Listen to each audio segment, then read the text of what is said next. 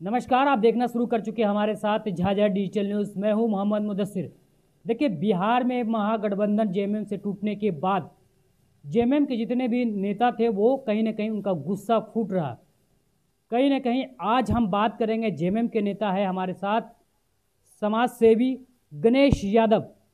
क्या कुछ कह रहे हैं जेएमएम से गठबंधन टूटने के बाद बिहार में जिस तरीके से जेएमएम का जो गठबंधन टूट चुका है, और ऐसे में उम्मीदवारी जो पेश करना था जेएमएम से झाझा विधानसभा को लेकर, वो कहीं ना कहीं अब टाइम नहीं बचा। आइए इनसे खास पहले बातचीत तो मैं करते हैं। आपके झाझा डिजिटल न्यूज़ चैनल के माध्यम से दीपावली और महाछठ के शुभ अवसर पर आप सबों को धन्यवाद देना चाहता हूं।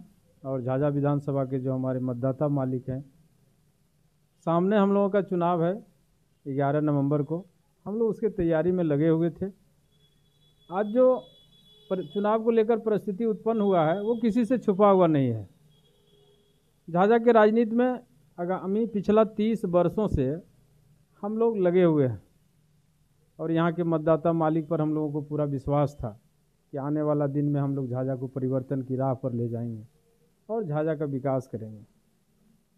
हम लोग आस लगाए हुए थे महागठबंधन की ओर और हम लोगों ने उम्मीदवारी भी दाखिल किया था पार्टी कार्यालय में।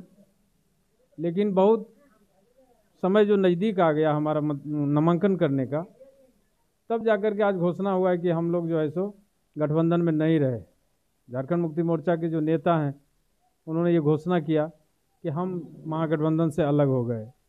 तो इस परिस्थिति में आज उम्मीदवारी देने के लायक भी हम लोग नहीं रह गए। तो मैं आपके चैनल के माध्यम से झाझा विधानसभा जनता को आगाह करना चाहता हूँ कि हम लोग धैर्य बनाए रखिए। देर से भला, लेकिन हम लोग दुरुस्त निर्णय लेंगे। जेएमएम से गठबंधन और जेएमएम जो है महागठबंधन से जो किए हुए थे वो कहीं ना कहीं टूट गई। आपने दावेदार भी पेश किए थे, तो क्या आप चुनाव लड़िएगा? अब नहीं लड़ पाएंगे ना, अब चाह करके भी हम लोग चुनाव नहीं लड़ पाएंगे।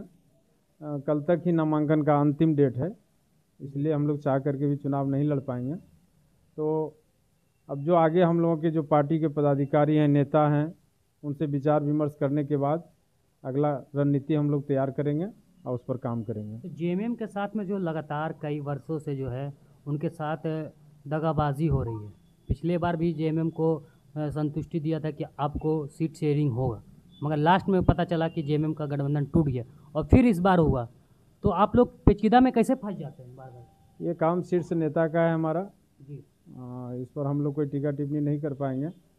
लेकिन जो सामने परिस्थिति उत्पन्न हुआ है, हम लोग उस पर निर्णय जरूर ले पाएंगे और निर्णय लेकर के हम लोग उस पर काम करेंगे। तो फिर आप लोग का गठबंधन टूट गई है, तो इस बार आप किनका समर्थन कीजिएगा? जदयू की तरफ जाइएगा कि महागठबंधन के जो प्रत्याशी उनके साथ में जाइएगा कि जन स्वराज की तरफ से जाइए? किनका समर्थन आप लोग कीजिएगा? इसके लिए हम लोगों ने एक आवश्यक बैठक बुलाने का भी घोषणा किए हैं जी। और हमारे झाझा के पूर्व प्रत्याशी रह चुके आदरणीय आबिद कौसर जी, हमने उनको भी आगाह किया इस बात से।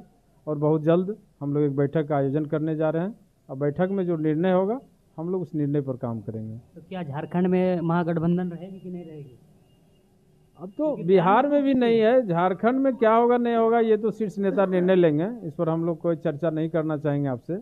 लेकिन बिहार में जो अभी परिस्थिति उत्पन्न हुआ है उस पर हम लोग जरूर निर्णय लेंगे। कहीं ना कहीं मन में दुख है?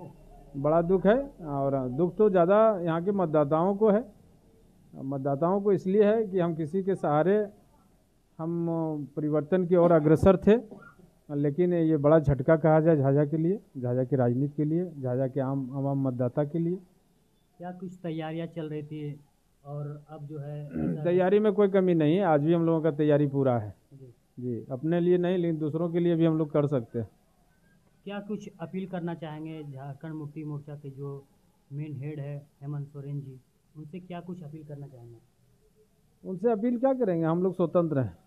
अब जो निर्णय होगा बैठक में उस निर्णय पर हम लोग काम करेंगे। झाझा की जनता से क्या कुछ कहना चाहेंगे? जनता से कहना चाहेंगे कि आप लोग गोलबंद रहिए और सही समय पर सही निर्णय लेंगे। आप देखेंगे जो संबल वितरण का कार्यक्रम था, आप देखेंगे अंतिम क्षण में जब 24 घंटा बच गया तब संबल का वितरण किया गया, पार्टी गठबंधन अलग होने का घोषणा किया गया। तो हम लोग इसी तरह का रणनीति बनाएंगे और समय पर हम लोग भी निर्णय लेंगे। तो कहीं ना कहीं समय पर आप लोग भी चोट पहुंचाइएगा क्या? चोट पहुंचाएंगे, जरूर पहुंचाएंगे।